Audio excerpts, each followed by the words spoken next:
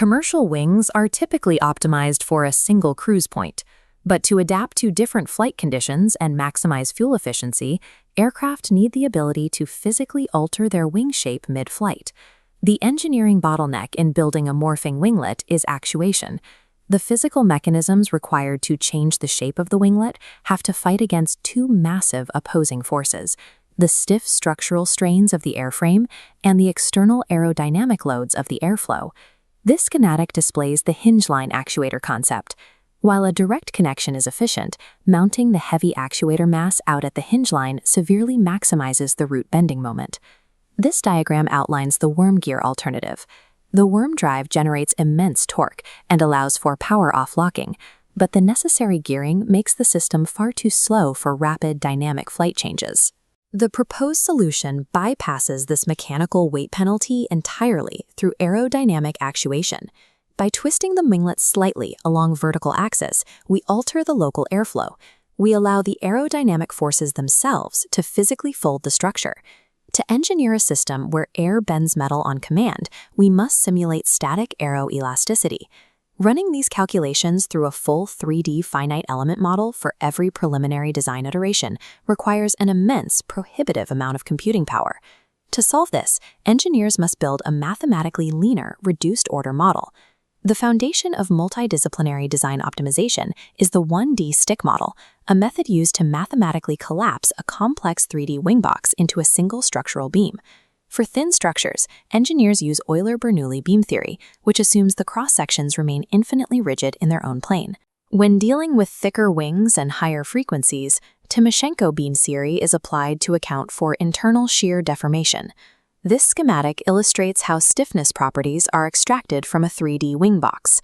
Rigid body elements collect the distributed loads from the exterior surface into a single internal node, which are then translated onto a continuous 1D elastic axis.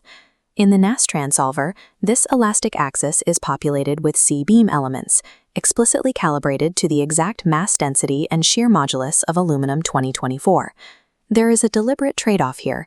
The 1D model intentionally ignores localized 3D stress concentrations around specific rivets, prioritizing macroscopic behavioral data instead.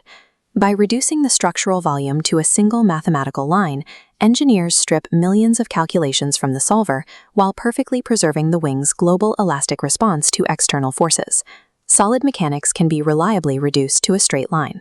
Fluid dynamics, however, require a continuous surface area to map the physics of airflow. To model this surface, the industry standard is the Doublet-Lattice Method, or DLM, an aerodynamic finite element method tailored for evaluating oscillating subsonic lifting surfaces. This grid shows how the DLM discretizes the continuous area of the main wing into a flat 2D array of trapezoidal lifting elements, referred to simply as boxes. Looking at the wingtip here, you can see how the grid visually adapts to handle the non-planar interference created by the upward geometry of the morphing winglet. The DLM assumes uniform lifting pressure acts exclusively along the 25% mark of each individual box. To ensure accuracy, the solver verifies the boundary condition at a dedicated control point located on the 75% chord line. Resolving the specific pressures across these points requires calculating the complex acceleration potential kernel for oscillatory subsonic flow. The DLM successfully maps the aerodynamic forces, but leaves the simulation with two isolated models, a 2D grid for the fluid and a 1D beam for the structure. This exposes the core data conflict of aeroelasticity.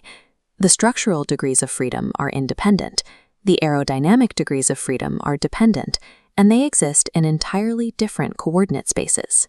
To bridge these models, engineers utilize the mathematical theory of infinite beam splines. This visual shows the infinite beam splines in blue. They act as an interpolant, reaching out from the central structural nodes on the 1D axis to capture the deflections of the 2D aerodynamic panel nodes. Here at the wingtip, you can see the complexity of the splining as it geometrically navigates the dihedral angle of the folding winglet, maintaining the structural connection.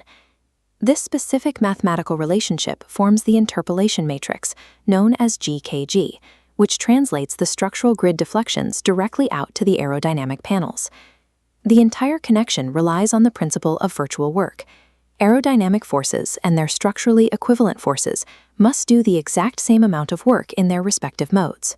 Because of the virtual work principle, translating the fluid forces back onto the solid structure is a simple, elegant operation. Engineers map the loads by taking the transpose of the interpolation matrix. This transposed matrix feeds directly into the final static aeroelastic equations of motion, allowing the solver to compute the aerodynamic trim conditions. This transformation completes the aeroelastic loop. The mathematical solver can now iteratively predict exactly how the air bends the wing, and how that bending wing, in turn, changes the air. To prove the viability of aerodynamic actuation, the completed model is subjected to real-world flight conditions, evaluating the winglet both at sea level and at the aircraft's service ceiling of 7,000 meters. Altitude directly alters the density of the air, which determines dynamic pressure. The dense air at sea level exerts a vastly higher impact pressure than the thin air at the service ceiling. This graph plots total normalized translation along the wingspan. The top green curve reveals extreme structural displacement caused by high dynamic pressure at sea level, contrasted against the minimal displacement seen in the yellow curve at the service ceiling. This chart measures total rotation. Tracing the top curve shows how increasing the angle of attack from 3 degrees to 8 degrees radically amplifies the twisting force acting on the wingtip. These rotational load values equal the actual physical torque applied to the structure during flight. Correlating this data back to the physical actuator design confirms the hypothesis. Intentionally altering the local angle of attack induces enough rotational twist to actively assist the folding mechanism. The simulation validates aerodynamic actuation. The airflow itself provides the required torque, proving that heavy, slow-moving mechanical worm gears inside the wing are completely unnecessary. The physics are sound. But the final variable engineers must optimize is the balance of computational cost against model fidelity. This chart proves mesh convergence. The 3 lines track different element sizes, but they stack nearly perfectly on top of one another. This confirms the model achieves accurate structural translation data even at much lower, coarser mesh fidelities. Moving to a dense mesh scales the computational time exponentially. A coarse grid solves the physics in 5 seconds. Pushing the solver to evaluate a dense 1350 box grid requires over 12 minutes. During preliminary design, an engineering team must execute thousands of iterative parameter changes. Reducing the solve time down to 5 seconds makes that scale of iteration possible. Extracting stiffness into a 1D beam, mapping fluid via the 2D grid, and splining the matrices together creates a highly optimized computational workflow. The reduced-order static aeroelastic model successfully solves the computational bottleneck. It equips engineers with the rapid analysis tools necessary to accurately iterate, optimize, and physically build the shape-shifting, morphing wings of the future.